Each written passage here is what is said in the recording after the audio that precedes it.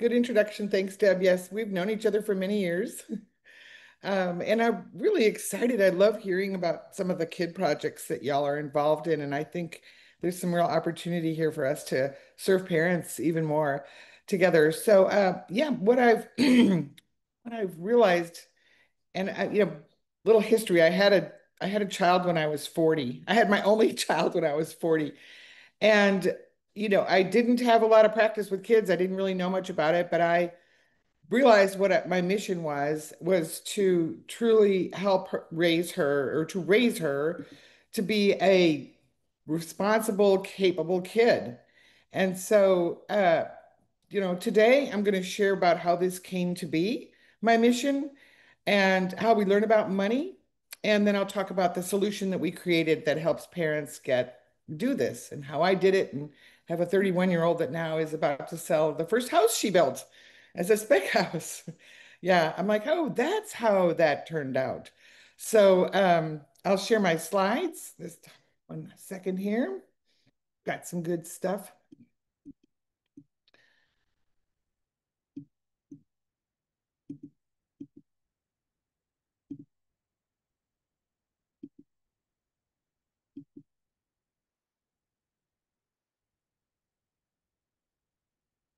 Can y'all see that? Yes, ma'am, we see it. Got it. Okay. So, yeah, I'm all about empowering families to turn everyday money and moments into lifelong financial success. And let's see. So, when my daughter was little, I noticed what was happening around us. Debt was super easy, spending was frictionless, with all the technology, and you just swipe your card now. And saving was rare. And we were really culturally, it was making our culture normalize financial instability. And so sorry, I'm still dealing with a technology issue here. Thank you. Um, so I wanted to break that pattern, especially for her. And when I looked for tools, there just wasn't much out there. And it was not functional. I didn't see how it was going to produce the result I expected. And so that gap between what the kids need to know and what we're actually teaching them, that became my wake-up call. So I'm not a financial planner. I'm not a trained educator. So instead of using traditional teaching methods, I decided to join her in her learning journey. Like, I got curious about what she wanted to understand. And what I discovered is that kids just want to know, why do we need money? How does it work? And how can I get it? Basically, it's how is value created? So I started by using her questions as opportunities to explore money together. I included her in decision making. I let her make some of her own choices. And I shifted from being a money manager, making all the decisions, to being a money mentor. And she had been around my women's investment club.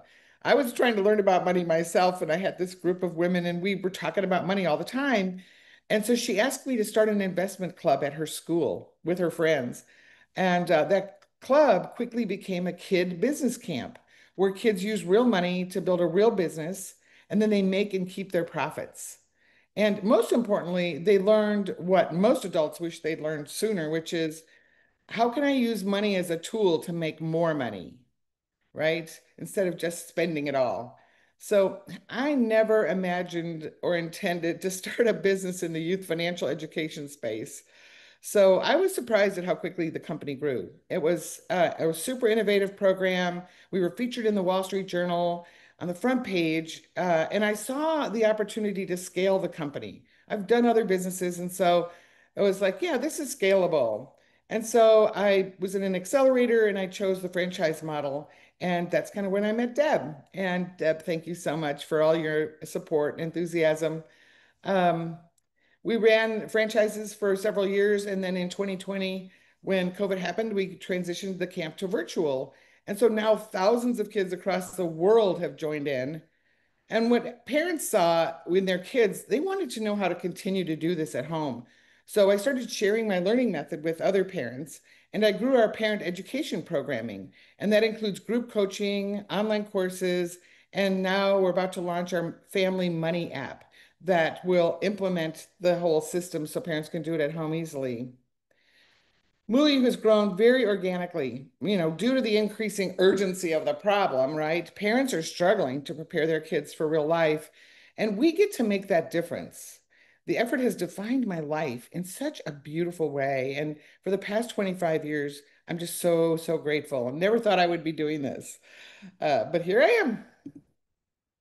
So I wanted to do, first of all, there's a couple of things we'll cover today. The idea of how do you start a business, because y'all are business people, and what does it take? And, we are all in it. So, but there's also this origin of belief that we have. And how do we, I'm sorry, I kind of skipped ahead there. Let me go back up for a minute. How do we come to believe what we know about money? We all have a different perspective. And money is just money. It's like gravity. There's no specific um, definition of it other than the one we give it. And so our beliefs about money actually shape how we handle it. So this exercise we're going to do is to sort of look at what your beliefs are and what's the origin of those, and to also look at how they're still governing your life. So we can maybe take some of the things and reduce some of the trouble and increase some of the joy. Um, and this is important for us as parents, if any of you are, is because that's how we model this to our kids. Our beliefs are just all over everything. So every decision we make, every way we talk about money with them, it's all inside of our beliefs. So let's take a moment and explore this. So I'm going to take a few minutes.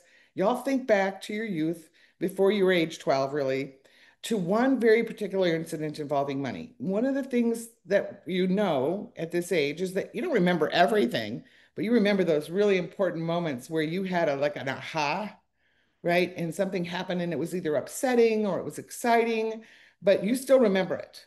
So just take a moment and try to find that one thing. Now, we're not looking for my parents always did this with money, and so I did, now I know that. It's your personal experience. And so what do you remember about it? And just tell it like it's like you're a reporter. This happened and that happened, and just cleanly without any emotion around it. So some places you might look to share about, which is how old were you? What happened? Who was with you? Did they say anything? What did you feel? And what was the main emotional sensation? Was it fear, excitement, etc.? And I'll give you a quick example. I met a woman, a very high wealth, from a high wealth family, who as a child had been in the store with some friends and they were all buying candy, and she asked a friend for a nickel because she was short, and her friend very loudly said, "I can't believe you can't afford that." Well, that just became her whole life. She can't not buy things, right? And it's governing her and it's running her. And I did this exercise. I was doing it with some of the teenage daughters of these women, and this woman came up to me afterward and she was just crying. And she's like, "Oh my God, this is my anchor. I'm dragging this belief around and it's governing everything." So it's in that moment when you can remember something specific happening. So anybody have an idea they'd like to share? We can work through it.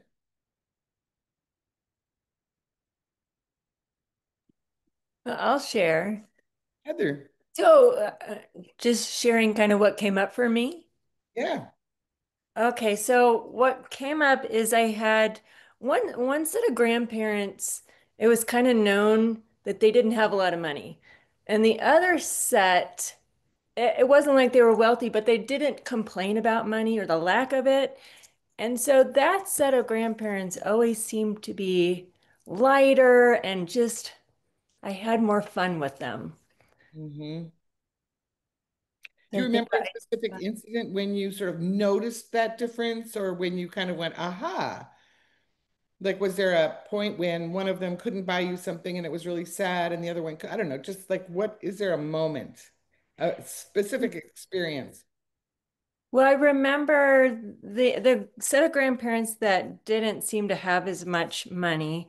It seemed like there was more conflict with my father, uh, just not as an easy of a life, I guess. Like maybe some heaviness there. So like some conflict that I noticed Tell and me about one of those conflicts, and then we'll oh, kind of dismantle that one. Okay, well, this is going back quite a way, so it's hard to remember, but I do remember my grandfather kind of making some comparison comments. He's saying, I don't like living in this neighborhood because I like to do things. And I remember my dad saying, it's because you can't afford it. So just kind of Yeah. like maybe some subtle comparison and maybe not so subtle comparisons. So if you even remember that particular moment, something happened there with what you believed. That's where your origins of belief came from.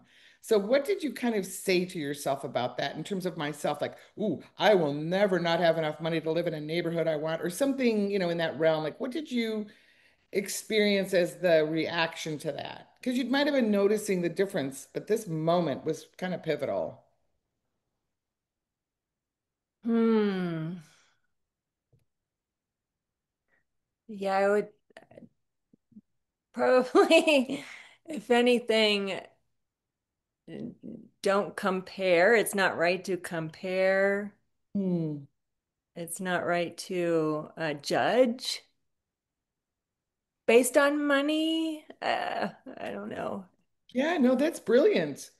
And it might not be easy for you to see it now, but if there's a place where that shows up in your life, like, do you get really upset when other people are yeah, Mhm. Yeah. yeah. So this is one of your beliefs, and it's foundational. It's like money teaches us so much. And so sometimes these beliefs don't even have to do with money per se, but all of a sudden you get this world view, and it's fundamental to who you become as an adult. Carries with you all the time, and that's a good one. That's a good one. A lot of us have ones that are kind of locking us into something negative. Anybody else have one to share real quick? I have one. So I just, as you guys were talking, I was thinking about it. Growing up, I'd always get money in my birthday cards all the time. Um, and my parents always would say, "Oh, let's save that." And even to this day, like I get, I just found one. My birthday was in September, and my mom sent me a birthday check, and I'm 40. And so she sent it to me, and I just found it, and I was like, "Oh, I need to deposit that because I just forgot." But it's always like, "Oh, I'm gonna save that." Like I'm not a spender even now. My husband and I went to a casino when we were first married, and he won like $20 off of his grandpa giving him another 20. And I was like, cash that out now and we're going to save it because that's just how I've always been is I need to just hold on to that money. And it's Yes. just remembering going back for birthday cards and anything that I got, I would just hold on to. So is there a sort of one of the things about being a perpetual saver? I hear this from parents a lot. One guy, my kid saves everything, and the other one spends everything. And that I see the progression that happens from that saving is that belief kind of turns people a little stingy or fearful. Yep. I've noticed that about myself, but at the same time, like my husband is such a giver that it's like, okay, I can let go. Nice Like, balance. Nice balance. yeah. Good. See, and that's one of your beliefs was that, yeah, you got to attract somebody that wasn't that. That's brilliant. Yeah. Yeah, he balances me out in many ways, but that is one of them. It's like it's okay to spend money, and it's like, are you sure? And And so how does that get on your kids?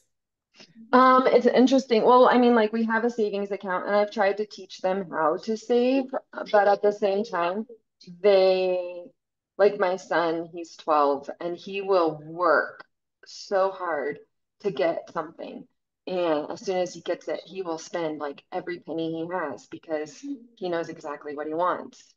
Um, but then he sees like we have a bank or savings account for each of them, and he saw how much he had in there, and he's like, why don't I get any of that? And it's like, because that's your savings. That's for when you're older. Um, so I do, and the other one, I have three kids. The other one, my middle, she loves to just, if there is money in her hand, she will spend it. So And it's just how do you feel about that with the based on the belief that you just identified? How do you how does that work it, with you? yeah, it does it. And like tea, and you're just burning a whole, you could save up for so many things. I mean, you're only 10, but it's like there's so many things. So it's just trying to set their goals at a reasonable rate now as a mom and seeing them, it's like, okay, well, let's set a long-term goal, but also let's set like a monthly goal. Like pick out something that you might want instead of just always saving it. Yeah, well, what's interesting is that you're mapping your concerns about that onto them and wanting them to have that belief. And that's why Right. we do this exercise because here's the thing, I don't know how old your kids are, but they're over there having their own experiences just like y'all did. I'm a, Yeah.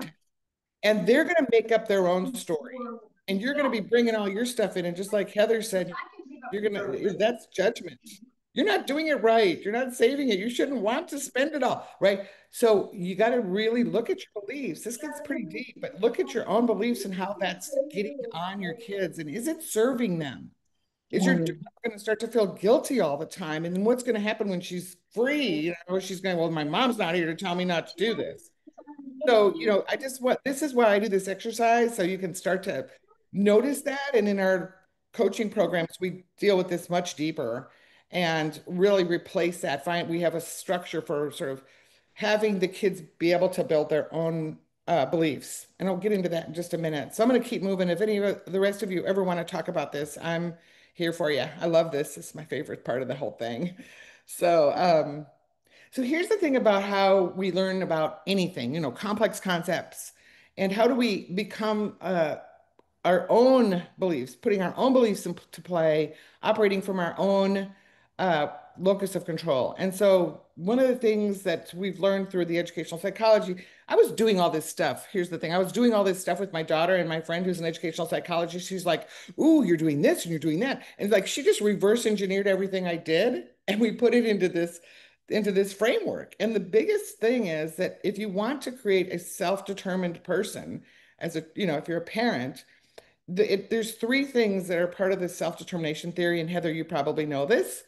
It's autonomy, competence, and relatedness. And so here's the thing: autonomy is truly, it's actually, whoops, I went the wrong way. I keep hitting the wrong buttons. Um, Autonomy, financial education isn't about knowing how to balance a checkbook or how interest rates work or understanding taxes. It's not about making perfect choices. It's about the journey. So the real wealth is in the learning. So we looked at all how this works, and this behavioral psychology theory talks about this theory of self-determination. And this is defined as being free to make your own choices. Autonomy is completely about the independence to have your own beliefs and choices, and also to deal with the consequences of that, right? And when we're putting our beliefs on them and we're telling and controlling some of their behavior, all their behavior, they're over there going, no, I want to do it myself. And that is the driving force for us to become self-determined. The kids crave that independence, and especially with money, it's power, and it's a huge representation of that autonomy. So it's really up to them to explore the possible outcomes and then make the best informed choice they can. And they'll make mistakes, but it's their choice. But when they expect us to solve their problems for them or to control and manipulate and determine their choices, the minute you make a decision for them, if they're unhappy with it, it's your fault. And now they don't have to be responsible. So this is a really important one, is autonomy. And you'll see it across the board in all aspects of their experience, not just money. So yeah, that's that. And so the next is competence. And we've all had the experience of making bad financial decisions because we lacked the discernment that comes from experience. The credit card you got in college because they gave you a free t-shirt and it looks like easy money, or the new outfit you just had to have, even though you were using the money you needed for rent, right? So real world experience beats theoretical lessons every single time. So we put that locus of control in their hands, giving them the freedom to make small purchasing decisions while they're young, even if they make a mistake. They're small mistakes, better to make them now. Now the action and the consequences are in their hands. It's in their learning bucket, and that's how they'll understand their own choices and learn their own beliefs. And then I love the last is really relatedness and connection. Your kids don't need a perfect financial advisor. They need a present, patient mentor. Your challenge is just to look for teachable moments and encourage the curiosity, right? Each time your kids ask you to buy things for them, notice how your initial reaction in most cases is to explain something or make a decision and just impose it on them. And our beliefs are all over that, like I said, and you just tell them your decision and they have no idea how you came up with that. And they're not happy with it or they are, and they learn who to ask. Is it better to ask mom or dad and all those things? And that's not what we want them to learn. So instead, when they come to you with a request, treat it as an opportunity.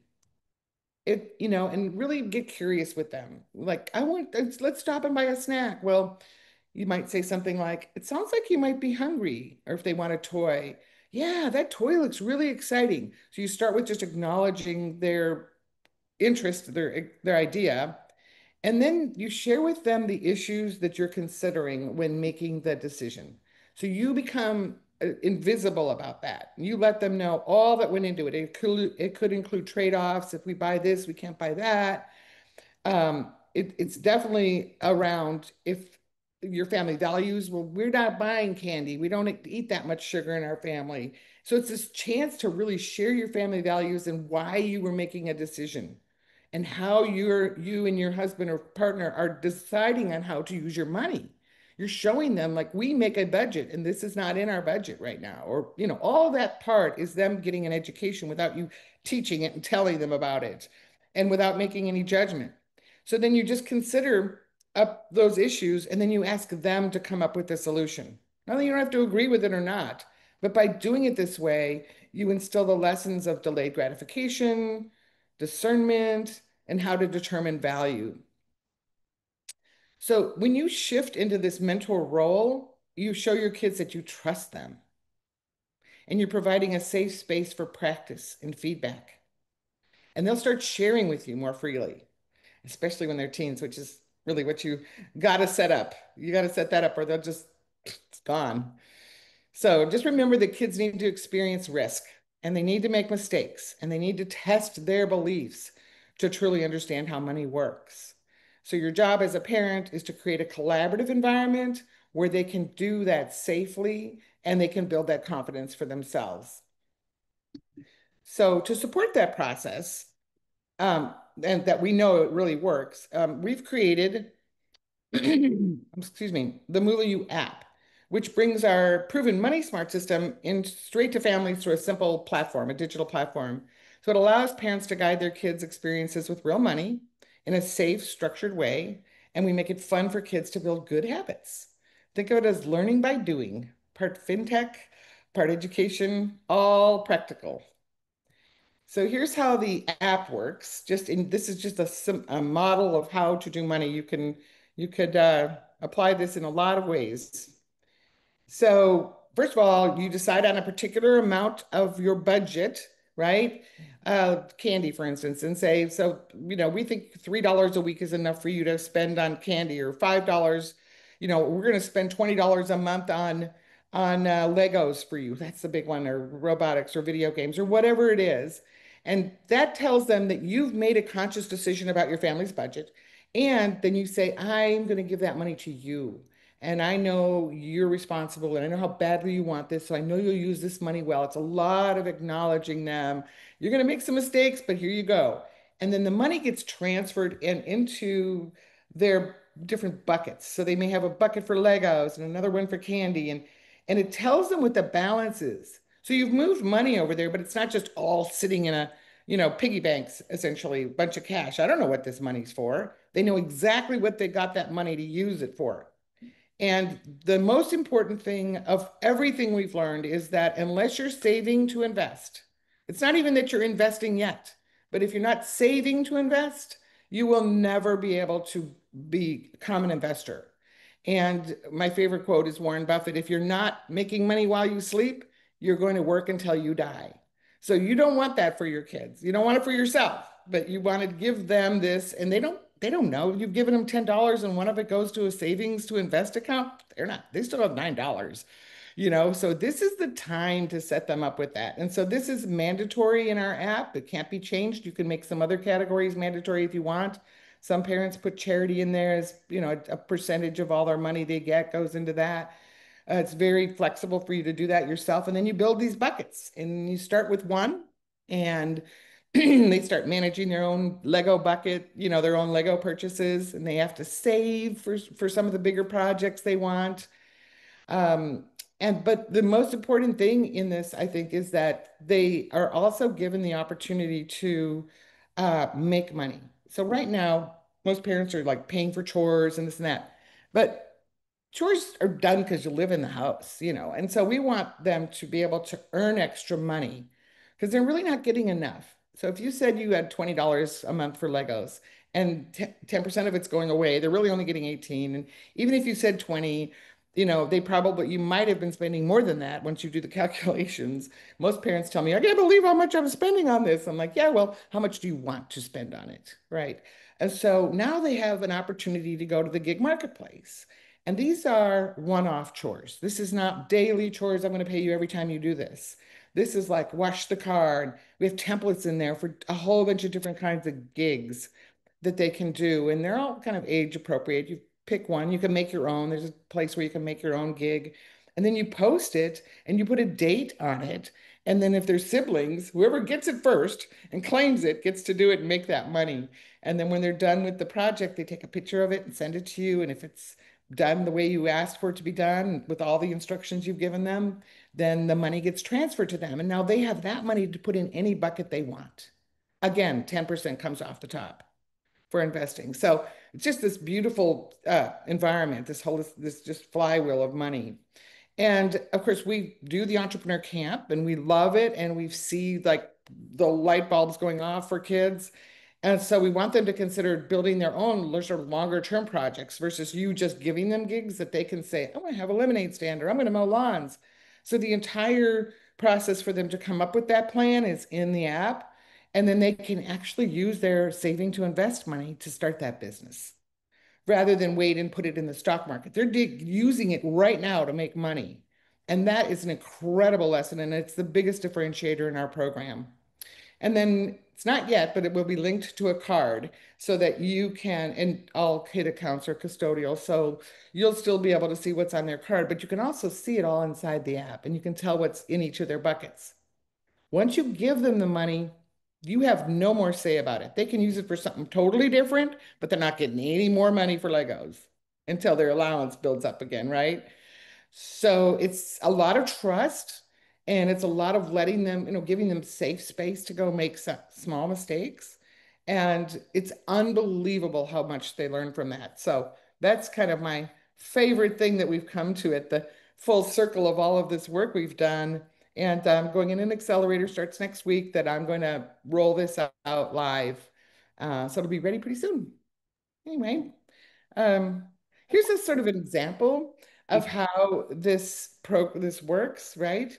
So Jenny wants to buy books all the time, and she's asking her mom all the time for books. And mom's having the mental load of making the decision.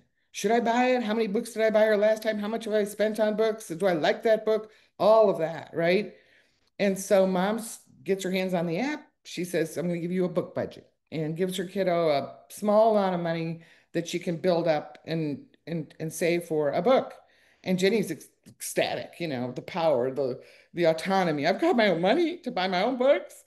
And so she starts saving, but she also knows she wants to get that book faster. So she goes and she gets a gig and she, washes the windows or whatever the project is, folds the laundry, and she makes some extra money. And then she's been saving on some money for investing, and she decides to have a lemonade stand. It's a hot day. It's Texas. She's out in front yard selling lemonade, and she used her $10 that she saved to buy some lemonade supplies, and she sells a bunch of lemonade and makes $30. It's like all that stuff is mind blowing for kids. They love it.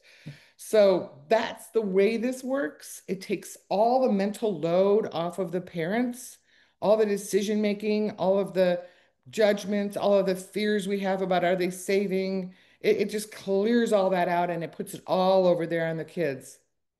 Now you can imagine if they start with this when they're young that by the time they're 15 and they know how to make these decisions, they've been practicing it for 5 years, right? And they understand how money works and how to, use it and not use it. My daughter, for instance, I was giving her money in advance for her to have a car. And I started that really early because I thought, well, I'm going to give her half of it, but I'm going to give it to her in small increments so she learns how to save it. But then, she was 14 and 15 and she was really into music and we have ACL, the big music festival, which just happened here.